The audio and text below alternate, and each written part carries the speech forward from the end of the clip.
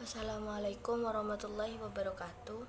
Kami perwakilan dari kelompok 7 yang akan mempresentasikan tugas dari Hukum Kewarganegaraan dan Imigrasi yang berjudul Latar belakang terbitnya Surat Bukti Kewarganegaraan Republik Indonesia.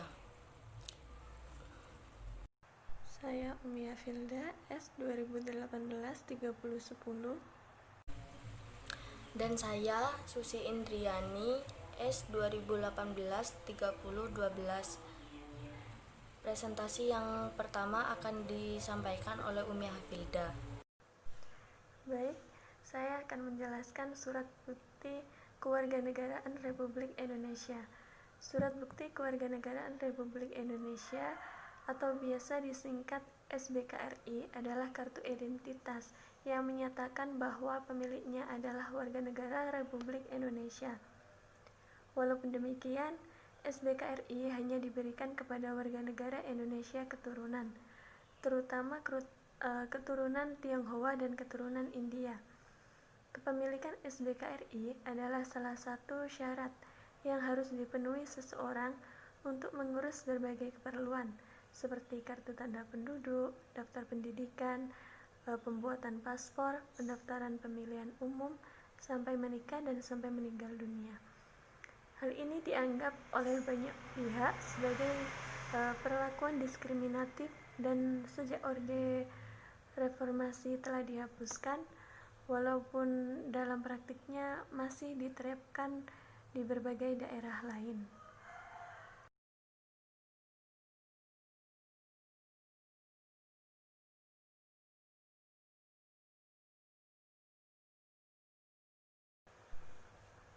Selanjutnya, sejarah SBKRI. Dasar hukum SKBRI adalah Undang-Undang No. 62 Tahun 1958 tentang Kewarganegaraan Republik Indonesia yang dikeluarkan oleh Menteri Kehakiman G.A. Mainkom dan disahkan oleh Presiden Soekarno.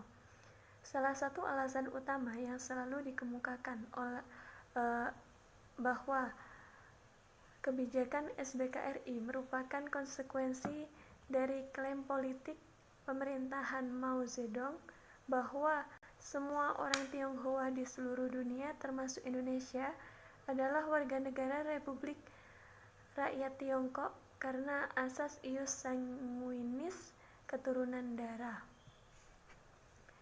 Kebijaksanaan itu kemudian ditindaklanjuti dengan Perjanjian Dwi Kewarganegaraan RI-RRT atau Chow En Lai dan Mr. Suenario pada 1955 dalam pasal 12 bab 2 Peraturan Pemerintahan No. 20/1959 tentang pelaksanaan Undang-Undang tentang Persetujuan antara Republik Indonesia dan Republik Rakyat Tiongkok. Di situ disebutkan bahwa ada berbagai kelompok warga negara Indonesia yang dikelompokkan sebagai warga negara Indonesia tunggal, atau mereka yang tidak diperkenankan untuk memilih kewarganegaraan RI-RRT dan tetap menjadi warga negara Indonesia, yaitu untuk mereka yang berstatus misalnya tentara, veteran, pegawai pemerintah yang pernah membela nama Republik Indonesia di dunia internasional. Bahkan secara implisit, mereka yang sudah pernah ikut pemilu 1955, tapi peraturan ini tidak dilaksanakan dan tetap saja perjanjian Dwi Kewarganegaraan dengan kewajiban memilih kewarganegaraan RI atau RRT diterapkan kepada mereka. Perjanjian Dwi Kewarganegaraan RI-RRT ini yang dituangkan dalam UU No. 2/1958 pada tanggal 11 Januari 1958 dan diimplementasikan dengan PP No. 20/1959 dengan masa opsi 20 Januari 1960 hingga 20 Januari 1962. Sudah menyelesaikan permasalahan Dwi Kewarganegaraan RI RRT. Dengan demikian, setelah perjanjian Dwi Kewarganegaraan tersebut dibatalkan pada tanggal 10 April 1969 dengan UU No. 4/1969, permasalahan status WNI Tionghoa sudah terselesaikan dan anak-anak warga negara Indonesia Tionghoa yang lahir setelah tanggal 20 Januari 1962 sudah menjadi warga negara Indonesia tunggal yang setelah dewasa tidak diperbolehkan lagi untuk memilih kewarganegaraan selain kewarganegaraan Indonesia. Penjelasan umum UU No. 4/1969 dan tidak perlu lagi membuktikan kewarganegaraan dengan SBKRI. Baik, di sini saya akan melanjutkan penjelasan dari pemateri sebelumnya, yaitu tentang kronologi terbitnya Surat Bukti Kewarganegaraan Republik Indonesia. Pada masa Orde Lama atau era Soekarno 1946, Indonesia pada tahun tersebut telah jelas mengundangkan bahwa Indonesia menganut asas ius soli. Siapa saja yang lahir di Indonesia adalah warga negara Indonesia. Dengan demikian, secara otomatis orang Tionghoa yang ada di Indonesia sejak proklamasi tahun 1945 adalah warga negara Indonesia suku Tionghoa. Pada tahun 1949, Belanda mengharuskan Indonesia mendasarkan peraturan kewarganegaraannya ke zaman kolonial bila ingin mendapat pengakuan kedaulatan dari Belanda. Orang Tionghoa di Indonesia kembali diharuskan memilih ingin jadi WNI atau tidak. Pada tahun 1955, Perjanjian Dwi Kewarganegaraan antara RRT dan Indonesia ditandatangani karena ada klaim dari Mao Zedong bahwa RRT menganut asas ius sanguinis. Siapa yang lahir membawa marga Tionghoa atau keturunan dari laki-laki Tionghoa, maka ia otomatis menjadi warga negara Tiongkok.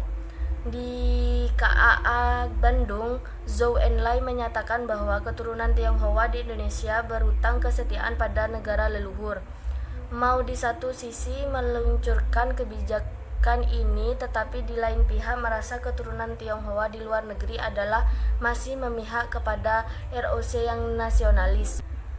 Kemudian pada Orde Baru atau masa era Soeharto, pada tahun 1969 Perjanjian Dwi Kewarganegaraan dibatalkan. Yang memegang surat pernyataan Dwi Kewarganegaraan menjadi stateless atau tidak memiliki kewarganegaraan bila tidak menyatakan keinginan menjadi warga negara Indonesia. Pada tahun 1978, Peraturan Menteri Kehakiman mewajibkan SBKRI bagi warga Tionghoa. Pada tahun 1983, Keputusan Menteri Kehakiman menegaskan bahwa SBKRI hanya wajib bagi mereka yang mengambil surat pernyataan Dwi Kewarganegaraan lalu menyatakan keinginan menjadi WNI. Jadi bagi warga negara Indonesia tunggal dan keturunannya tidak diperlukan SBKRI. Pada tahun 1992, Keputusan Menteri Kehakiman menegaskan bahwa anak-anak keturunan dari orang Tionghoa pemegang SBKRI atau Surat Bukti Kewarganegaraan Republik Indonesia cukup menyertakan SBKRI orang tua sebagai bukti mereka adalah warga negara Indonesia. Pada tahun 1996, penyertaan SBKRI tidak diberlakukan lagi atas keputusan Presiden, namun tidak banyak yang tahu karena kurangnya sosialisasi. Pada era reformasi 1999, keputusan Presiden tahun 1996 itu diperkuat sekali lagi dengan instruksi Presiden tahun 1999. Perkembangan terakhir, pada tanggal 8 Juli 1996, Presiden Soeharto mengeluarkan keputusan Presiden nomor 56 tahun 1996 tentang bukti kewarganegaraan Republik Indonesia.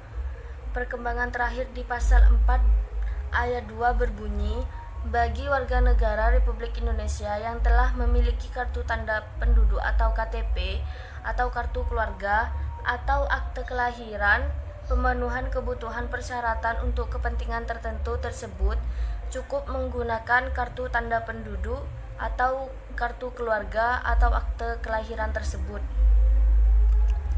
Sedangkan pasal 5 berbunyi, dengan berlakunya keputusan Presiden ini, maka segala peraturan perundang-undangan yang untuk kepentingan tertentu mempersyaratkan SBKRI dinyatakan tidak berlaku lagi. Pada tahun 1999 dikeluarkan Instruksi Presiden nomor 4 tahun 1999 tentang pelaksanaan keputusan Presiden nomor 56 1996 yang menginstruksikan tidak berlakunya SBKRI bagi etnis Tionghoa yang sudah menjadi warga negara Indonesia. Namun sebenarnya praktis persyaratan SBKRI masih tetap ada di birokrasi pemerintahan karena kurangnya sosialisasi pemberlakuan Kepres ini dan juga karena lemahnya sistem hukum Indonesia yang menyebabkan peraturan perundang-undangan dapat begitu saja diabaikan. Sekian presentasi dari kelompok kami, kelompok 7, tentang latar belakang terbitnya Surat Bukti Kewarganegaraan Republik Indonesia. Kurang lebihnya kami mohon maaf. Wassalamualaikum warahmatullahi wabarakatuh.